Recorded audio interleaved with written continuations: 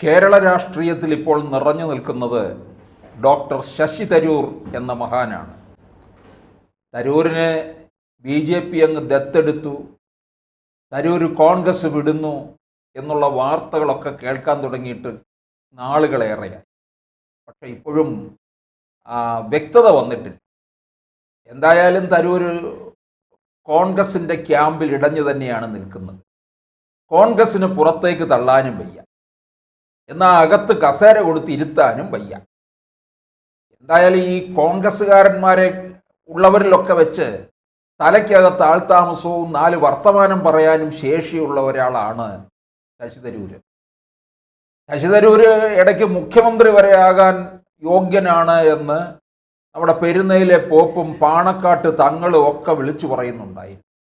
തരൂർ അങ്ങനെ കേരളം മുഴുവനൊക്കെ കറങ്ങി നടക്കുകയൊക്കെ ചെയ്തതാണ്. തരൂരിനെ കേരള രാഷ്ട്രീയത്തിലേക്ക് ഇറക്കാനായിട്ട് BJP നോട്ടമിടുന്നുണ്ട്. തരൂരിലൂടെ തന്നെ തരൂരിനെ അങ്ങനെ BJPയിലേക്ക് എത്തിച്ചുകൊണ്ട് കേരള രാഷ്ട്രീയത്തിൽ കൊണ്ടുവന്ന് BJP കേരളം പിടിക്കുന്ന ഒരു അവസ്ഥയിലേക്ക് നീങ്ങണം. അതാണ് നമ്മുടെ BJPയുടെ സംസ്ഥാന അധ്യക്ഷൻ രാജീവ് ചന്ദ്രശേഖർ ലക്ഷ്യം വെക്കുന്നത്. ഇത് രാജീവ് ചന്ദ്രശേഖറിന്റെ നീക്കമാണ് എന്ന് ചില പിന്നാമ്പുറ വർത്തമാനം തന്നെ ഉണ്ട്. ഈ അവസരത്തിൽ സമൂഹ മാധ്യമങ്ങളിലൊക്കെ ശശി തരൂരിനെ കുറിച്ചുള്ള കുറിപ്പുകൾ ഇങ്ങനെ വന്നുകൊണ്ടിരിക്കുകയാണ്, വന്ന് നിറയുകയാണ്. ഞാൻ പലപ്പോഴും എൻ്റെ വീഡിയോയിൽ പറഞ്ഞിട്ടുണ്ട്, ശശി തരൂർ എന്ന് പറയുന്ന MP 4ാം വട്ടമാണ് തിരുവനന്തപുരത്ത് നിന്ന് ജയിച്ചു പോകുന്നത്. തിരുവനന്തപുരത്തിന് ഒരു ചുക്കും കിട്ടിയിട്ടില്ല എന്ന് തുറന്നു പറയേണ്ടി വരും. MP എന്നുള്ള നിലയിൽ തരൂർ ഇങ്ങനെ വരും ഇടയ്ക്ക്. ഇല്ല, മധ്യ തിരുവിതാംകൂറിലൊക്കെ ഈ എടുപ്പ് കുതിരയുണ്ടല്ലോ, ആ എടുപ്പ് കുതിരയെ ഇങ്ങനെ കൊണ്ടുപോകുന്നത് പോലെ തരൂരിനെ ചില കോൺഗ്രസ് പൊങ്ങന്മാര് ഇങ്ങനെ കൊണ്ടു നടക്കുന്നത് കാണാം. അല്ലാതെ വേറൊന്നുമില്ല. തരൂര് പിന്നെ ഒരു മൊത്തത്തിലൊരു കാഴ്ച തന്നെയാണല്ലോ, ഒരു ആനച്ചന്തമാണല്ലോ. ഒന്ന് അണിഞ്ഞ് ഒരുങ്ങി ഒരു 1.5 വരവാണ് തരൂരിൻ്റെ.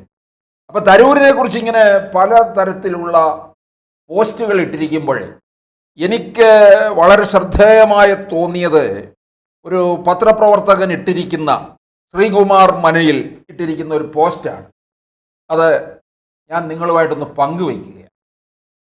ഇത്തരത്തിലുള്ള പോസ്റ്റ് അറിഞ്ഞിരിക്കുന്നത് നല്ലതാണ്.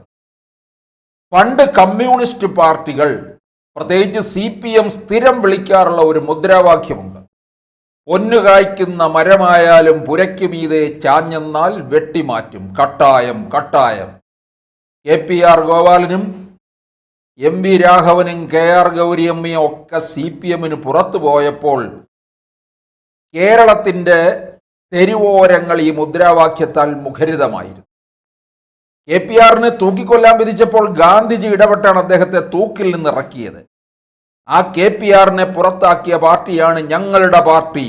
നായനാർ തൻ്റെ പ്രസംഗത്തിൽ എപ്പോഴും പറയാറുള്ള വാചകമാണിത്. ബന്ധം വെച്ച് നോക്കുമ്പോൾ നായനാരുടെ അമ്മാവനാണ് KPR. ശശി തരൂർ കോൺഗ്രസിനെ സംബന്ധിച്ചിടത്തോളം ആരാണ്? വളരെ പ്രസക്തമായൊരു ചോദ്യമാണ്. ഈ തരൂർ ആരാണ് എന്നാണ് ഈ കോൺഗ്രസ്സുകാരൊക്കെ ചോദിക്കുന്നത്. തിരുവനന്തപുരം സീറ്റിൽ BJPയെ തോൽപ്പിക്കാൻ കഴിയുന്ന ആൾ. അതിനപ്പുറം കഴിഞ്ഞ 17 വർഷത്തിൽ എന്താണ് തരൂർ ഈ പാർട്ടിക്ക് വേണ്ടി ചെയ്തിട്ടുള്ളത്?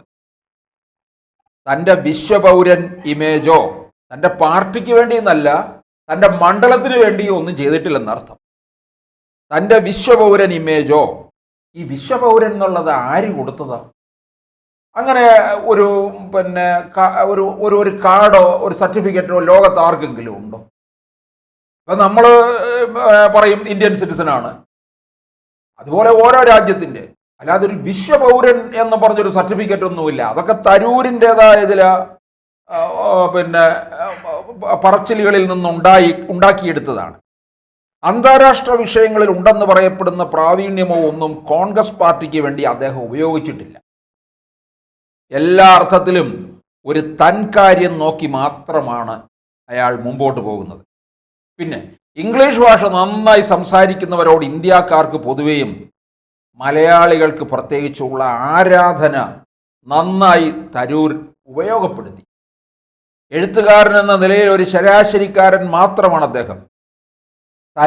തരൂരിൻ്റെ റിസർച്ച് വിങ്ങിൽ ഉണ്ടായിരുന്ന മനു എസ് പിള്ള പോലും എഴുത്തുകാരൻ എന്ന നിലയിൽ അദ്ദേഹത്തെക്കാൾ ഉയരത്തിലാണ്.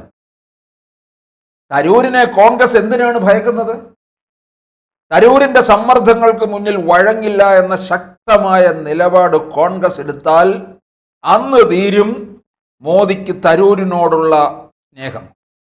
കോൺഗ്രസിനെ പ്രതിസന്ധിയിലാക്കാനുള്ള മികച്ച ഉപകരണം എന്നതിനപ്പുറം ഒരു അനിവാര്യതയും തരൂർ എന്ന നേതാവിനില്ലെന്ന് മോദിക്ക് നന്നായി അറിയാം. അത് മനസ്സിലാക്കി ആ സമ്മർദ്ദത്തെ അതിജീവിക്കുകയാണ് കോൺഗ്രസ് ചെയ്യേണ്ടിയിരുന്നത്. കെ സുധാകരനുള്ള പ്രഹരശേഷി പോലും രാഷ്ട്രീയപരമായി തരൂരിനില്ല. അത് തിരിച്ചറിയേണ്ടത് പാർട്ടി നേതൃത്വമാണ്. അപ്പോൾ പൊന്നു കായ്ക്കുന്ന മരമായാലും പുരയ്ക്ക് മീതെ ചാഞ്ഞു കഴിഞ്ഞാൽ എന്തായിരിക്കും? പക്ഷെ പിന്നാമ്പുറ വർത്തമാനം പലതരത്തിലും പോകുന്നുണ്ട്. തരൂരിനെ ലക്ഷ്യമാക്കി BJP തരൂരിനെ മുന്നിൽ നിർത്തിക്കൊണ്ട് കേരളം പിടിക്കുക എന്നുള്ള ഒരു കർമ്മ പദ്ധതിയാണ് പ്ലാൻ ചെയ്തിരിക്കുന്നത് എന്നും പറയുന്നു. ഒക്കെ ഇത്തരത്തിലുള്ള നിരവധി കാര്യങ്ങളാണ്. തരൂരിനെ മുന്നിൽ നിർത്തിക്കഴിഞ്ഞാൽ അധികാരം എളുപ്പമാക്കാമെന്ന വിലയിരുത്തലാണ് രാജീവ് ചന്ദ്രശേഖർ ദേശീയ നേതൃത്വത്തെ അറിയിച്ചിരിക്കുന്നത്. ഇതനുസരിച്ചുള്ള ഒരു കർമ്മ പദ്ധതി ദേശീയ നേതൃത്വം നൽകിയിട്ടുമുണ്ട്. തരൂരിനെ BJPയുമായി അടുപ്പിക്കാനുള്ള ഒരു തന്ത്രപരമായിട്ടുള്ള ഒരു നീക്കമാണ് നടക്കുന്നത് എന്നും പറയുന്നു. എന്തായാലും തരൂര് കോൺഗ്രസ്സുകാരുമായിട്ട്, പ്രത്യേകിച്ച് കേരളത്തിലെ കോൺഗ്രസുമായിട്ട് എത്ര കാലം ഇങ്ങനെ പോകുമെന്നുള്ളത് കണ്ടറിയാം. ഈ മല്ലികാർജുൻ ഖാർഗെയോടെ മത്സരിക്കാൻ പോയി. എന്നാൽ ഈ കോൺഗ്രസ് കുടുംബം എന്ന് പറഞ്ഞാൽ രാഹുൽ ഗാന്ധിയുടെ കുടുംബം, സോണിയ അമ്മച്ചിയുടെ, അവര് തരൂരിനെ ഈ കോൺഗ്രസ് അധ്യക്ഷ സ്ഥാനത്ത് നിർത്തിയിരുന്നുവെങ്കിലുണ്ടല്ലോ, ഇന്ന് പാർലമെന്റിൽ എത്ര സീറ്റുണ്ടോ അതിനേക്കാൾ ഒരു 10 സീറ്റെങ്കിലും കൂടുതൽ തരൂര് വാങ്ങിച്ചു കൊടുക്കുമായിരുന്നു. പക്ഷെ തരൂര് ഇവരുടെ സ്വൽപ്പടിക്ക് നിൽക്കത്തില്ല. അതായത് മല്ലികാർജുൻ ഖാർഗെ നിൽക്കുന്നത് പോലെ, മല്ലികാർജുൻ ഖാർഗെ എങ്ങനെ നിൽക്കുന്നു? സോണിയ അമ്മച്ചിയുടെ വീട്ടിലെ കുശിനിക്കാരനായിട്ട് നിൽക്കുന്നു. അതുപോലെ നിൽക്കത്തില്ല. പിന്നെ രാഹുൽ ഗാന്ധിയുടെ ഇടവും വലം നിന്ന് ചെവി കടിച്ചു പറിച്ചുകൊണ്ടിരിക്കുന്ന KC വേണുഗോപാലിനെ പോലെയോ ആയിരിക്കത്തില്ല. തരൂരിനെ സംബന്ധിച്ചിടത്തോളം തരൂരിൻ്റെതായ അഭിപ്രായങ്ങൾ ഉണ്ടാകും. കോൺഗ്രസിൽ ഒരു പുതിയ സംഘം രൂപപ്പെട്ടു വന്നായിരുന്നല്ലോ, 23 പേരുള്ള സംഘം. അതിൽ തരൂരുണ്ട്. പിന്നെ ബാക്കി എല്ലാവരും ഇവിടെ പോയി. അപ്പോൾ തരൂർ അന്ന് മുതലേ തുടങ്ങിയതാണ് കോൺഗ്രസിനുള്ള തലവേദന. പിന്നെ ഈ ഫേസ്ബുക്ക് പോസ്റ്റിൽ പറഞ്ഞിരിക്കുന്നത് പോലെ തരൂരിൽ നിന്ന് കോൺഗ്രസ് പാർട്ടിക്ക് വലിയ ഗുണമൊന്നും ഉണ്ടായിട്ടില്ല. അതിനുള്ള അവസരവും കൊടുത്തിട്ടില്ല അവര്. പിന്നെ ഈ ശ്രീകുമാർ മനയിൽ പറഞ്ഞിരിക്കുന്നത് പോലെ BJPയെ തോൽപ്പിക്കാനുള്ള ഒരാൾ എന്നുള്ള രീതിയിലാണ്. ഈ തരൂരിനെ സംബന്ധിച്ചിടത്തോളം അദ്ദേഹത്തിൻ്റെ പ്രൊഫൈൽ വളരെ വലുതാണല്ലോ.